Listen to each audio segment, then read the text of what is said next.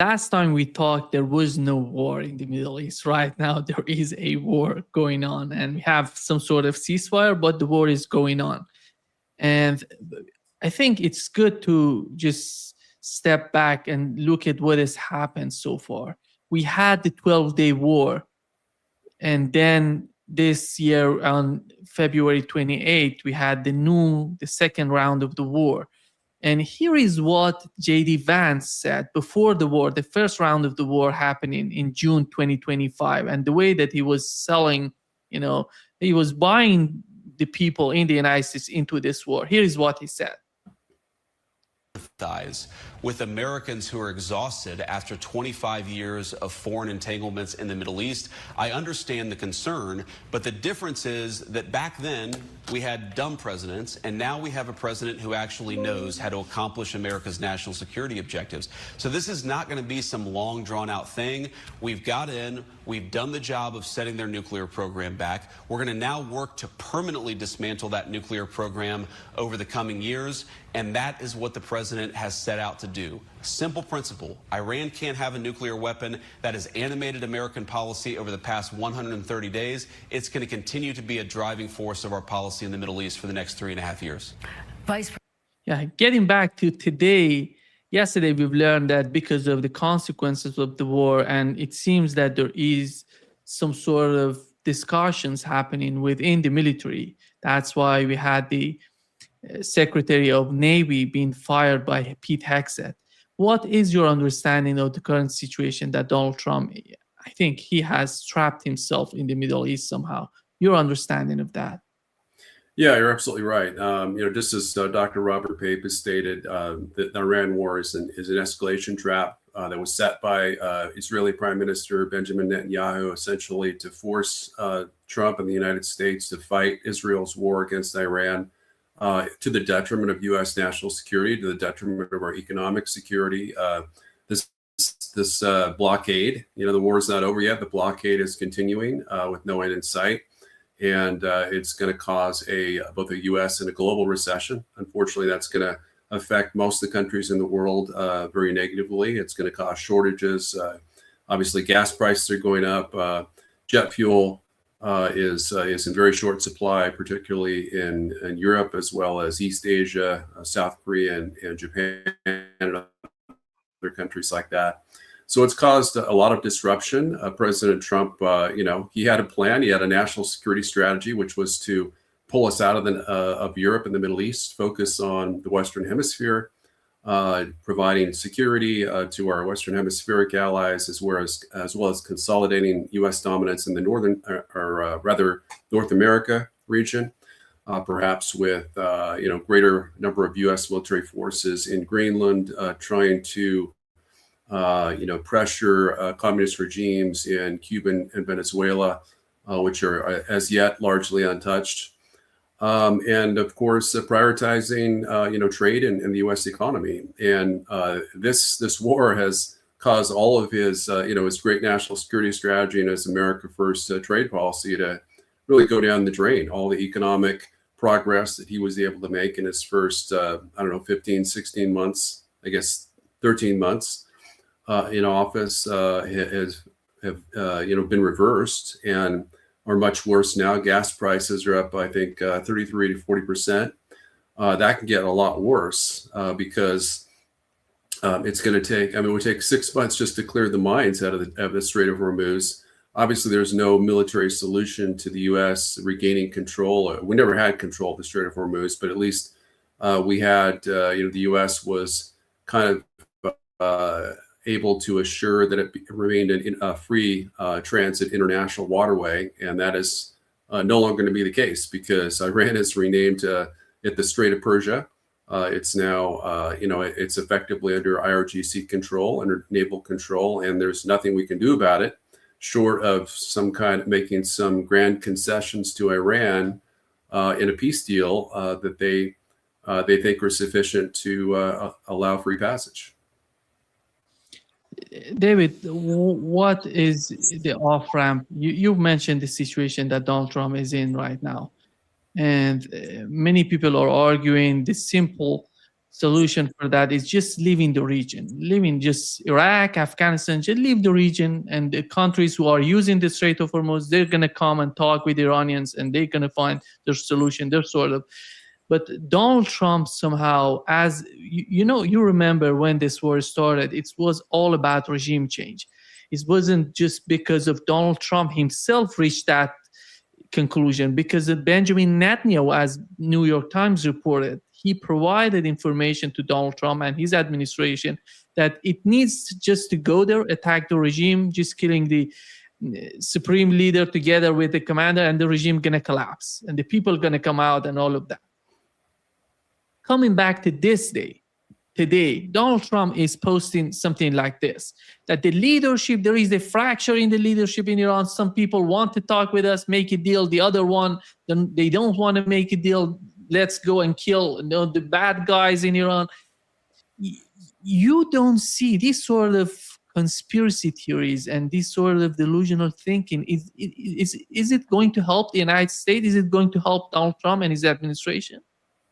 No, it's despicable and dishonorable behavior, even to threaten those attacks. Obviously, we murdered 50 Iranian leaders, along with members of the first family, the family of the supreme leader, both Ali Khamenei as well as Mujtaba Khomeini, the current supreme leader, and women and children. The U.S. and I guess it was Israel that did it, but fully U.S. supported. To murder those leaders, and this was an unprovoked sneak attack. I mean, Iran had, essentially been minding its own business. Yes, it had conducted its Iranian proxies had, killed and wounded a few, killed 3 U.S. troops. I think it was 2023. I think that was in response to what Israel is doing in Gaza. Obviously, the genocide. Initially it was a just war, but then Israel decided to turn it into a war of aggression by, destroying 92% of Gazan homes under the pretext that the 1.7% of Gazan citizens that were Hamas, were hiding there. Obviously, that was ridiculous, but. This has just proven disastrous. It's been disastrous for the U.S. on every level. Militarily, it's weakened us militarily, economically, politically. It's going to be disastrous. The Republicans are going to lose both houses of Congress. Trump's going to get impeached. There's an outside chance he could even be removed. But the bottom line is, Iran is. We keep saying that Iran is a different animal. That their Islamist regime is.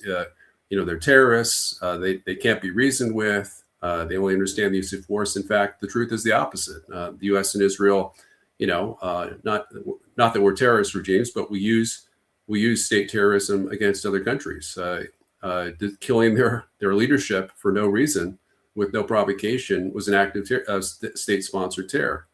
And a lot of Americans don't understand that. We have.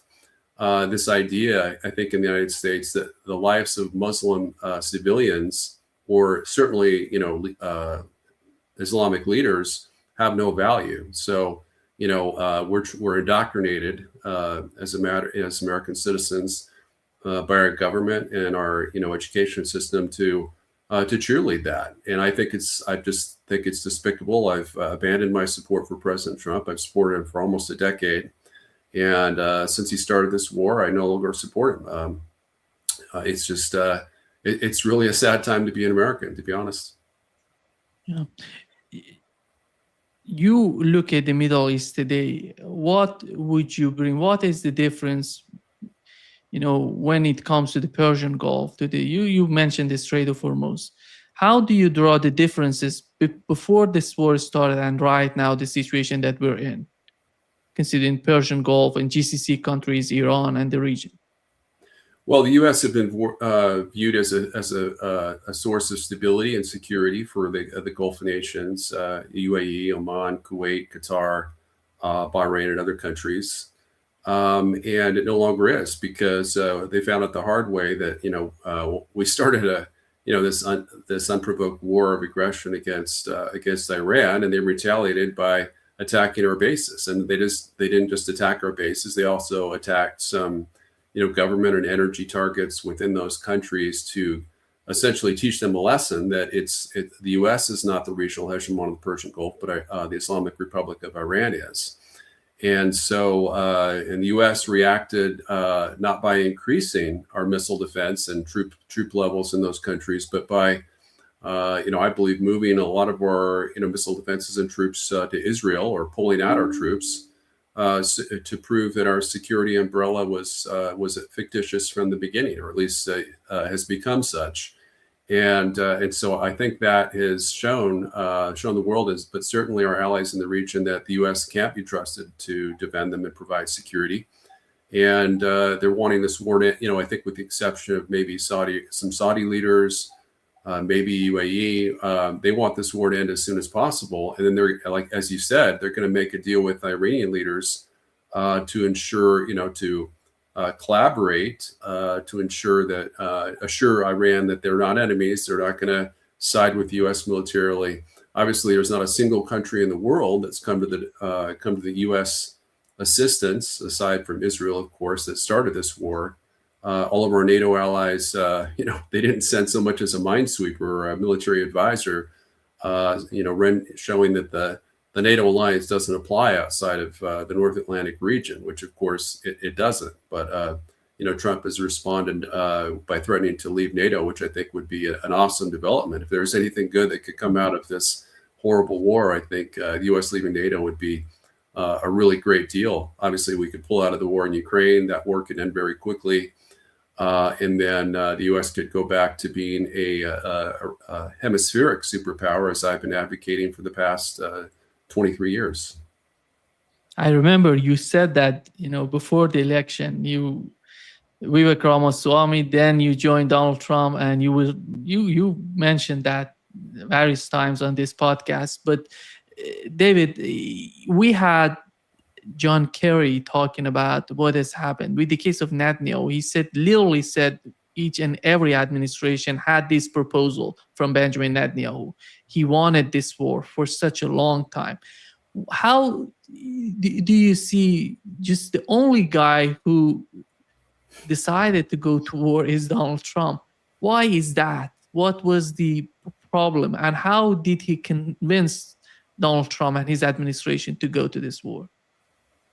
Well, yeah, those reports are absolutely correct. I mean, from the time of the George W. Bush administration, Netanyahu has gone to the White House and tried to do a hard sell of this kind to really all he was asking for essentially was the friend or foe codes, so they could fly their aircraft over Jordan and Iraq and not get shot down. And all Bush, Obama, and Biden all chose to deny permission for Israel essentially to start a war of aggression against Iran. And it was only Trump that was foolish enough to approve it. And he did so despite the fact that the U.S. has had war games for the last 20 years that have shown that in a war between the U.S. and Iran, Iran could not be defeated. I would call that a U.S. defeat. So essentially, we knew that victory was that such a war would be unwinnable. And as the New York Times article stated, there were heated and chaotic discussions in the cabinet and the National Security Council that where everyone essentially said that this is going to be a bad deal. It might not be winnable, and the only one that said it was winnable, of course, was Hegseth and Trump. And Netanyahu and their voices prevailed, but J.D. Vance, did a great job trying to dissuade the president from taking this action and going to war with Iran, starting an unnecessary imperial war of aggression. That's a regional war, a great power war, the first we've seen that the U.S. has been involved in since the Korean War, that had a major possibility of escalating to World War III. Thankfully, the ceasefire, Trump appears to have tired of this war, seeing that it's unwinnable. He can't get Iran to do what he wants them to do. So he's going to, do the ceasefire. He's extended it indefinitely as of 2 days ago.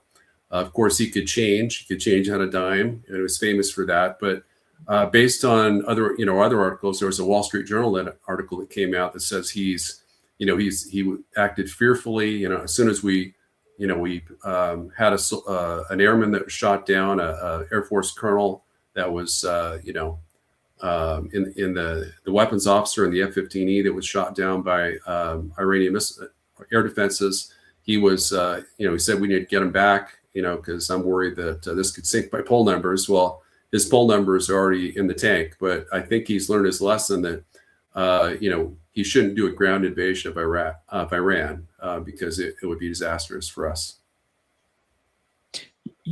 I think that Benjamin Netanyahu finally got to the place, because he, as we talked about it before, he wanted this war.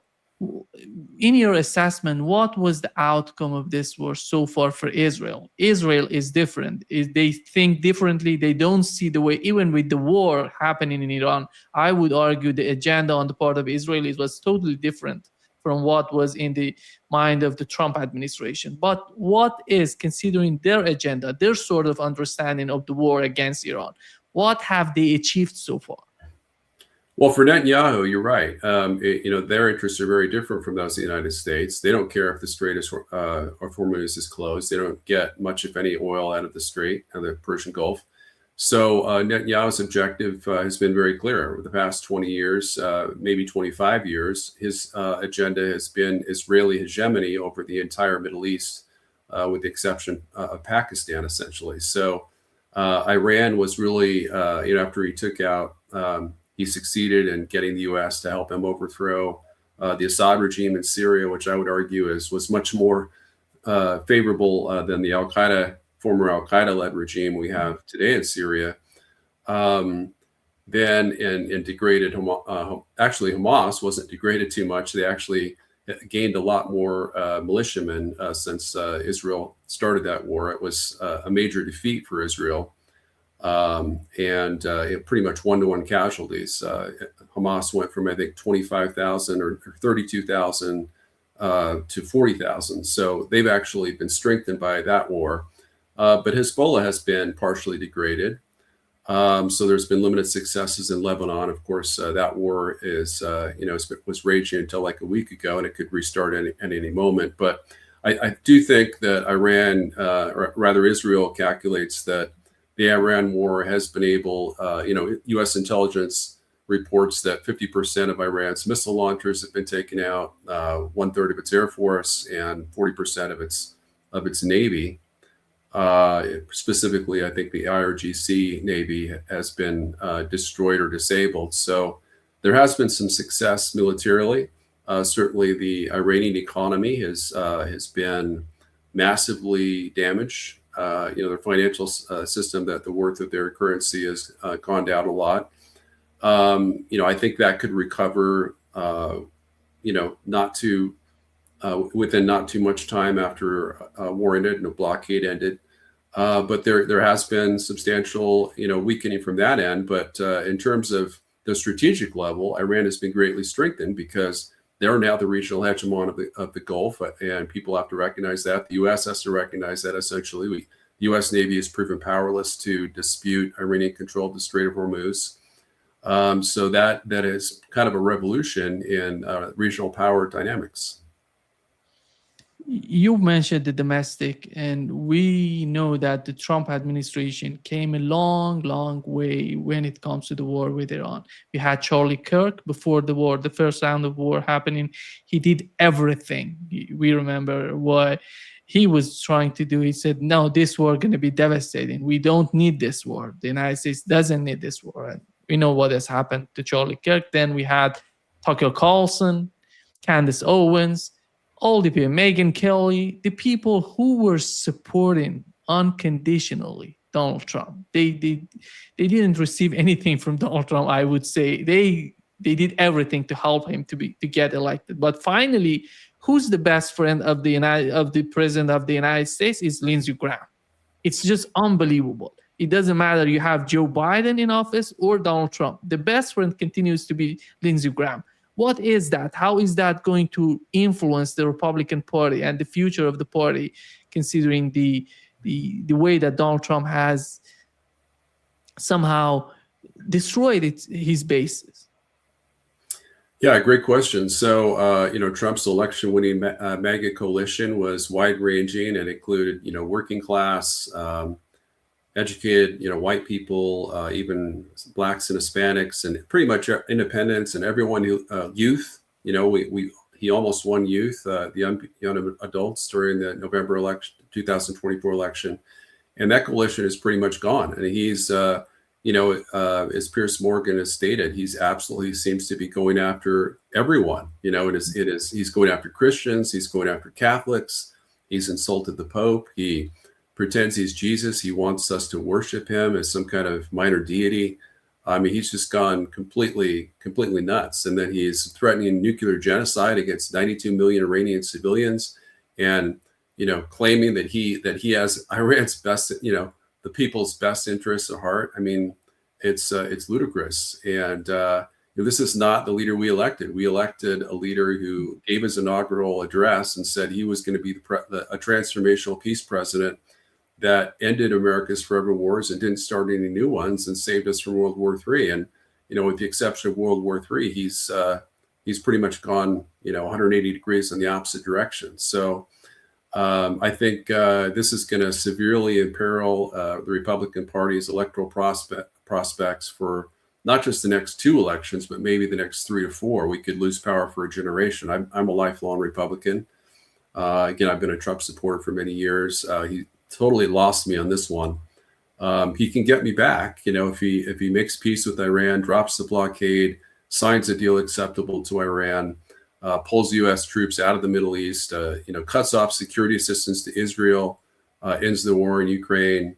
It's just really the Middle East part that I'm concerned about. So I would support him again if he did all those things I just mentioned. But then, as an added bonus, I'd like to see him pull out of NATO, or at least the NATO military command structure, and sign a bilateral peace deal with Russia, and then pressure Zelensky to sign it.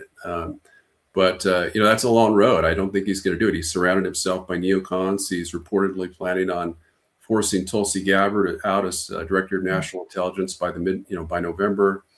Vice President J.D. Vance has reportedly been sidelined in policy discussions. He wasn't allowed to be in this with Trump during both the Venezuela and Iran war strikes because he opposed both. He's put his principles first. I think he's in a good position to win the nomination, but Trump has destroyed his chances to win the general election in 2028.